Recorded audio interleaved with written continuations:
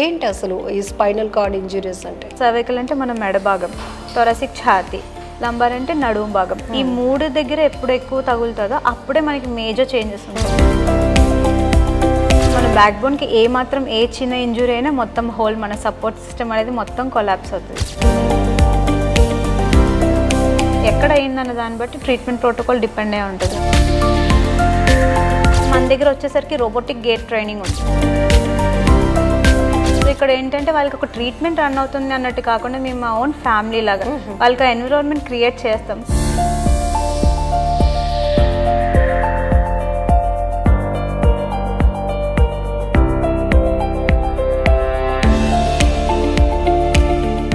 నమస్తే, welcome to I dream. నేను మీ లక్ష్మి. మనతో పాటు డాక్టర్ షేబా గారు ఉన్నారు, ఆరాన్ రిహాబిలిటేషన్ హాస్పిటల్ నుంచి.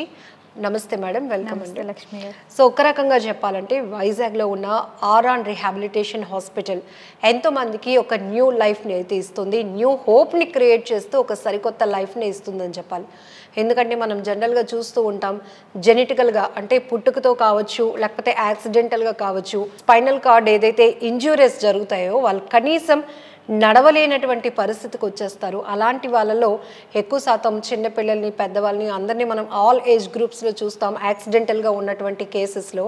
సో అలాంటి వాళ్ళు ఇక్కడ స్టెప్ ఇన్ అయిన తర్వాత వాళ్ళకే ఆశ్చర్యం వేసేలాగా వాళ్ళ ట్రీట్మెంట్లో వచ్చిన మార్పులు కావచ్చు, వాళ్ళు మళ్ళీ వాళ్ళ పనులు వాళ్ళు చేసుకునేలాగా వచ్చినటువంటి ఆ చేంజెస్ చూసి వాళ్ళే చాలా హ్యాపీ అవుతున్నారు. ఆల్రెడీ మనం అండర్ ట్రీట్మెంట్లో ఉన్న వాళ్ళైతే కొంతమందితో మాట్లాడించడం కూడా జరిగింది. బట్ ఈ స్పైనల్ కార్డ్ ఇంజూరీస్ అంటే ఏంటి, ఏ కండిషన్లో ఇది డ్యామేజ్ అవుతూ ఉంటుంది, ట్రీట్మెంట్ ఎలా ఉంటుంది, ఫిజియో ట్రీట్మెంట్ అనేది ఎలా ఉంటుంది, ఫుల్ డీటెయిల్గా తెలుసుకుందాం. మనతో పాటు శివ గారు ఉన్నారు కాబట్టి డాక్టర్ గారిని అడిగి తెలుసుకుందాం. మేడం, జనరల్గా ఈ స్పైనల్ కార్డ్ ఇంజురీస్ అనేటప్పటికీ వాళ్ళు విపరీతమైన పెయిన్తో ఉంటారు, నడవలేనటువంటి పరిస్థితి.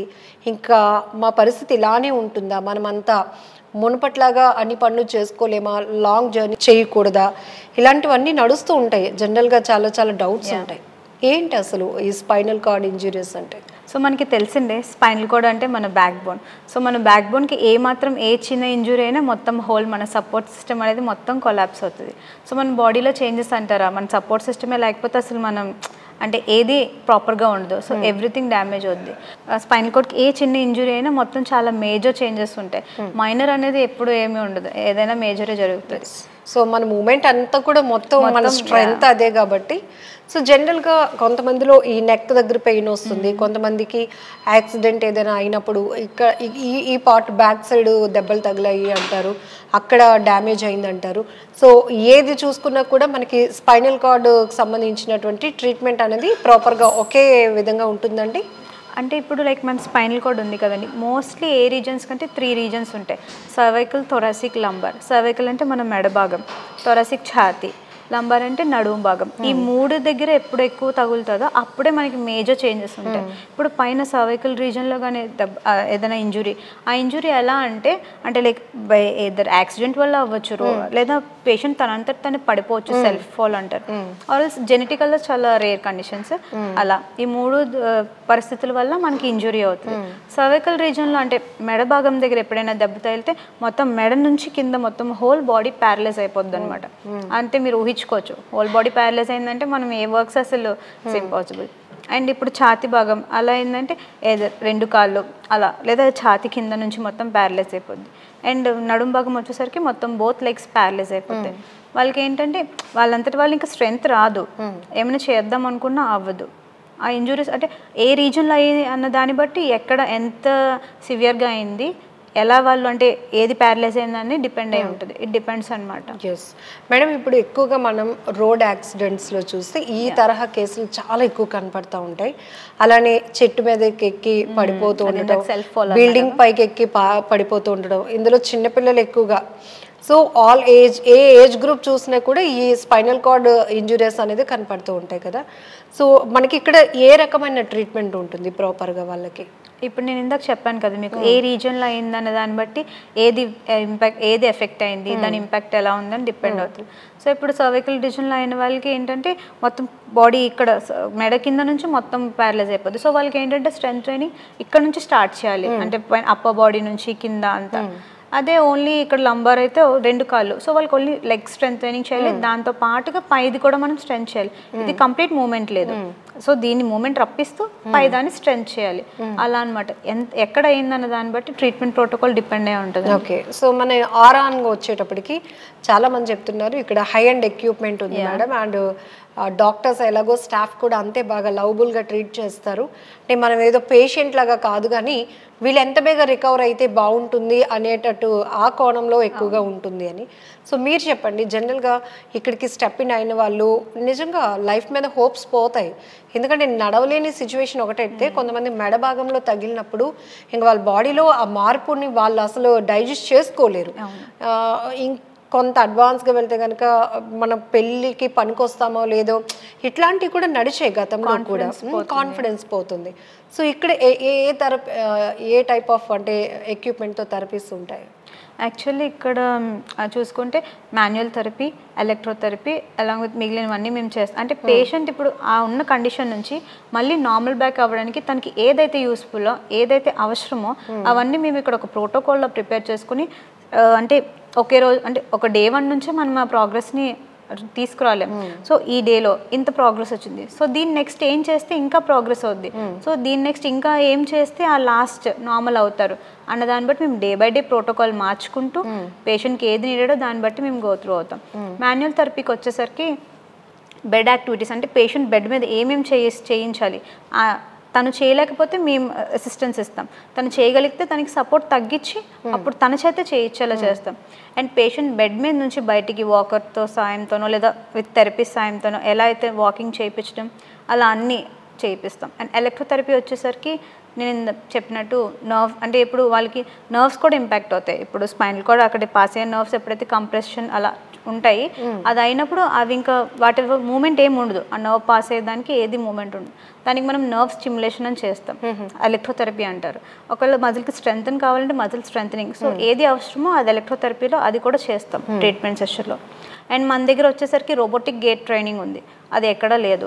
ఆ గేట్ ట్రైనింగ్ ఏంటంటే వాళ్ళు ఎవరి హెల్ప్ లేకుండా వాళ్ళంతటా వాళ్ళే మెషిన్ సహాయంతో వాళ్ళు నడవగలరు, గేట్ ట్రైనింగ్ అనమాట.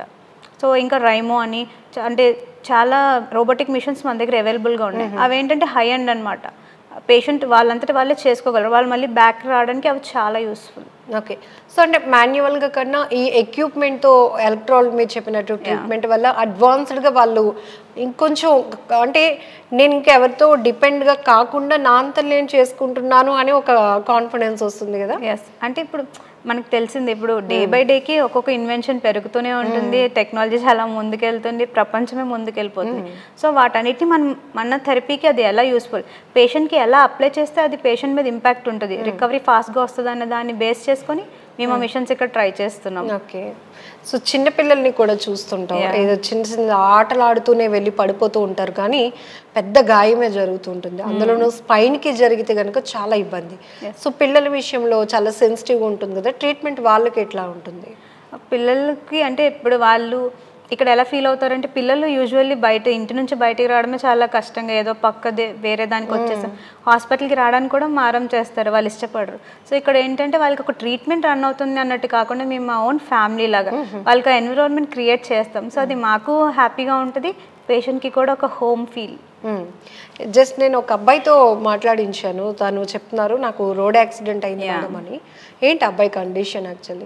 తను చూసారు యంగ్స్టర్, 27 years ఓల్డ్.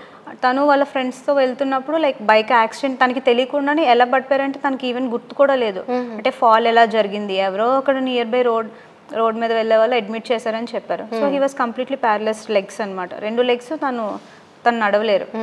సో తనకి ఇప్పుడు 27 years అంటే తన ఎర్నింగ్ ఏజ్, సో తనకు కంప్లీట్ కాన్ఫిడెన్సే పోద్ది. బట్ మీరు ఇందాక మాట్లాడినప్పుడు చూసారు తన కాన్ఫిడెన్స్, అంటే నార్మల్గా ఇంటరాక్ట్ అవ్వడం అందరితో, కానీ లో కాన్ఫిడెన్స్ నుంచి వచ్చారు, కానీ ఇప్పుడు ఓకే. అంటే ఇక్కడ ఇట్ డిపెండ్స్ అండి, ఎన్విరాన్మెంట్ బట్టి కూడా మనకి చాలా చేంజెస్ ఉంటాయి. అంటే థెరపీ మనకి ఎలా అవుతుంది అన్న దాన్ని బట్టి వాళ్ళ కాన్ఫిడెన్స్ ఈజీగా బూస్ట్ అవుతుంది. ఓకే, నేను మళ్ళీ నడవగలను, నేను మళ్ళీ బ్యాక్కి రాగలను అని. సో డే బై డే వాళ్ళల్లో వచ్చే చేంజ్ వాళ్ళు ముందు గుర్తిస్తే కనుక వాళ్ళకి ఆటోమేటిక్గా ఎస్ మళ్ళీ నేను కంప్లీట్గా కాన్ఫిడెన్స్ వాళ్ళకి ఆటోమేటిక్గా వస్తుంది. ఎస్. హలో అండి, మీ పేరండి? గౌరీశంకర్ అంబటి మేడం. ఏమైంది అసలు, ఏంటి ప్రాబ్లం? బైక్తో సెల్ఫ్ ఫాలింగ్ అయిపోయింది మేడం. స్పైనల్ కార్డ్ ఇంజరీ అయింది. లంబర్ లెవెల్లో L1 వెడ్జ్ కంప్రెషన్ అయిపోయింది. అప్పటి నుంచి 2 legs ప్యారలైజ్ అయిపోయాయి మేడం. ఇప్పుడు ఎలా ఉందండి? ఆర్ఆన్లో ఇప్పుడు ట్రీట్మెంట్ ఎలా ఉంది? ట్రీట్మెంట్ చాలా బాగుందండి. స్టాఫ్ కూడా కొంచెం ఫ్రెండ్లీగా ఉంటారు. బాగా చేస్తున్నారు మేడం ఇప్పుడు ట్రీట్మెంట్. ఎప్పుడైంది మీకు యాక్సిడెంట్? 8 months అవుతుంది మేడం. March 11th. సో అప్పుడు కంప్లీట్గా మీరు నడవలేని నడవలేని సిచ్యువేషన్లో ఉన్నాను మేడం. ఇప్పుడు కొంచెం వాక్ చేయడానికి ట్రై చేస్తున్నాను. సో లెగ్స్ మూవ్మెంట్ కానీ మీరు మీ అంతా మీరు కొన్ని యాక్టివిటీస్ చేసుకోగలుగుతున్నారు? స్లీపింగ్ పొజిషన్ టు ఇంకా సిట్టింగ్ పొజిషన్ వరకు వచ్చాను మేడం. కొంచెం మూమెంట్స్ అవి కూడా వచ్చేలా కనిపిస్తున్నాయి ఇక్కడికి వచ్చాక. జనరల్గా ఇట్లాంటివి ఏదైనా అయినప్పుడు ఒక్కసారిగా ఫ్యామిలీ కూడా అప్సెట్ అయిపోతారు. మన వాడు అలా బెడ్కి పరిమితం అయ్యారు అన్నప్పుడు మనతో మన ఫ్యామిలీ కూడా రోడ్డుకు వచ్చేసే పొజిషన్ వరకు వచ్చేసాం మేడం. మేమైతే ఇప్పుడు చాలా ఇబ్బందులు అయితే ఫేస్ చేస్తాం దీని నుంచి. ఇంకా ఫైనాన్షియల్గా స్ట్రగుల్స్ ఎక్కువ అవుతున్నాయి మేడం. సో మళ్ళీ మనల్ని మనం బాగు చేయించుకోవాలి అంటే ఫైనాన్షియల్ స్ట్రగుల్స్ చాలా ఎక్కువ అయిపోయాయి మేడం. ఇంక ఇది ఒకటే ఆప్షన్ ఉందని చెప్పారు డాక్టర్ కూడా. ఇంకా అవైలబిలిటీగా ఉందండి కాస్ట్ కానీ ఇక్కడ మీకు ట్రీట్మెంట్ కొంచెం పర్లేదు మేడం. అవైలబిలిటీ అంటే మేము మేనేజ్ చేసుకునే దాంట్లో ఉందండి. పేరండి? అయ్యప్ప.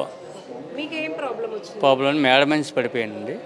పడిపోయిన వెంటనే మెడికవర్ హాస్పిటల్ తీసుకెళ్తే ఆపరేషన్ చేశారండి. కాలు చేతులు కూడా రాలేదు. ఇక్కడ రాను హాస్పిటల్కి తీసుకొచ్చిన తర్వాత అంతా బాగానే ఉన్నాయి. కాలు చేతులు కూడా బాగా ఆడుతున్నాయి. నా అంతలానే వాకర పట్టుకొని వెళ్ళిపోతాను. ఇక్కడ సంధు సారు అని డాక్టర్ గారు కూడా బాగా మాకు హెల్పింగ్ చేశారండి. ఇప్పుడు ప్రస్తుతానికి నా అంతలాను లేచి చేయగలుగుతాను. ఓకే, రికవరీ బాగా అయిందండి. ముందు ఎందుకు అలా మీకు యాక్సిడెంట్గా ఎలా పడిపోయారు? మేడం మామూలు ఆటోమేటిక్గా కాలు జారిపోయి పడిపోయాను. అక్కడ ఆపరేషన్ అయిందండి మెడగా. ఇప్పుడు అంతా రేట్ అంతా బాగా అంతా బాగానే చూస్తాం. బాయ్స్ ఏంటి లేడీస్ ఏంటి అందరూ బాగానే చూసుకుంటాను. డాక్టర్లు కూడా బాగా చూసుకుంటాను. మేనేజ్మెంట్ కూడా బాగా మమ్మల్ని రెస్పాన్సిబుల్ ఇస్తుందండి. ఏదైనా అది ఇస్తాను. అనుకోలేదండి అప్పుడు. మేము అసలు ఓపిక లేదు. ఇంత బేగా వస్తానని మేము కూడా ఊహించలేదు సార్. సో లెగ్స్కి మీకు ప్రాబ్లం వచ్చిందండి? చేతికి కూడా చేతులకు కూడా ఇప్పుడు ఫింగర్స్ అప్పుడు రాలేదండి. ఇప్పుడు బాగానే పర్లేదు, బాగానే వస్తుంది. గ్రిప్ అనేది వస్తుంది. సో ఇదండి ఆర్ఆన్ రిహాబిలిటేషన్ సెంటర్లో ఎలాంటి ట్రీట్మెంట్ ఉంటుంది. ఇక్కడ డాక్టర్స్ అండ్ స్టాఫ్ వాళ్ళని పేషెంట్స్ లాగా కాకుండా ఆ పదాన్ని కూడా ఇక్కడ పెద్దగా పరిచయం చేయనివ్వరు. ఎందుకు అంటే ఖచ్చితంగా వాళ్ళు నార్మల్ వాళ్ళే, కాకపోతే అనుకోకుండా జరిగిన ప్రమాదాల వల్ల ఇలాంటి సిచ్యువేషన్కి వచ్చినప్పుడు ఖచ్చితంగా మళ్ళీ వాళ్ళని రిపేర్ చేసి నార్మల్ పంపించే బాధ్యత మంది. కాబట్టి వాళ్ళకి అలాంటి ఎన్విరాన్మెంట్ లేకుండా చాలా ఫ్రెండ్లీ ఎన్విరాన్మెంట్లో ట్రీట్ చేసి వాళ్ళ ఒక హోప్ క్రియేట్ చేస్తాం. ఒక రకంగా చెప్పాలంటే అలాంటి పరిస్థితిలో ఉన్నవాళ్ళు ఇట్లా స్పైనల్ కార్డ్ ఇంజురీస్ కావచ్చు, GBS, అది మరీ చాలా డేంజరస్. ఎందుకంటే ఎప్పుడు ఎలా అటాక్ చేస్తుందో తెలియదు. ఒక బ్యాక్టీరియా, ఒక వైరస్ వల్ల మనిషి జీవితం అతలాకుతలం అయిపోవడం అంటే అది కూడా ఒక పెద్ద కాజ్. సో ఈ కేసుని మాత్రం ఇక్కడ 100% అష్యూరెన్స్తో ట్రీట్ చేస్తూనే ఒక మంచి హోప్ క్రియేట్ చేసి ఒక కొత్త లైఫ్ని వాళ్ళకి ఇచ్చి పంపిస్తోంది ఆర్ఆన్. సో వైజాగ్ కలెక్టరేట్ ఆపోజిట్లో ఉన్నటువంటి ఆర్ఆన్ రిహాబిలిటేషన్ హాస్పిటల్ని మీరు కూడా అప్రోచ్ అవ్వచ్చు. స్క్రీన్ పైన కనిపిస్తున్న కాంటాక్ట్ నెంబర్కి కాల్ చేసి అపాయింట్మెంట్ తీసుకోవచ్చు. Thank you. నమస్తే. నమస్తే. And for more videos, please subscribe to iDream. Please subscribe to iDream. Please subscribe iDream. And please subscribe to iDream. For more videos, subscribe to iDream. please like, share and subscribe to the channel. Congratulations, iDream. Subscribe to iDream. Subscribe to iDream. So subscribe to iDream Media. iDream ki iDream team andarki huge congratulations. Please subscribe iDream Media. Please subscribe to iDream. Subscribe iDream. Please subscribe to iDream. iDream అంటే నా కళల channel subscribe చేసుకున్నారు. నోరు తిరుగుతలేదు, మీరైతే గంట గుర్తు కొట్టండి. For more such videos, please subscribe to iDream. Subscribe to iDream. Please subscribe to iDream. Please subscribe iDream Media. Please do subscribe to iDream. Please subscribe to iDream Media. For best entertainment and information, please subscribe iDream. And don't forget to subscribe to iDream.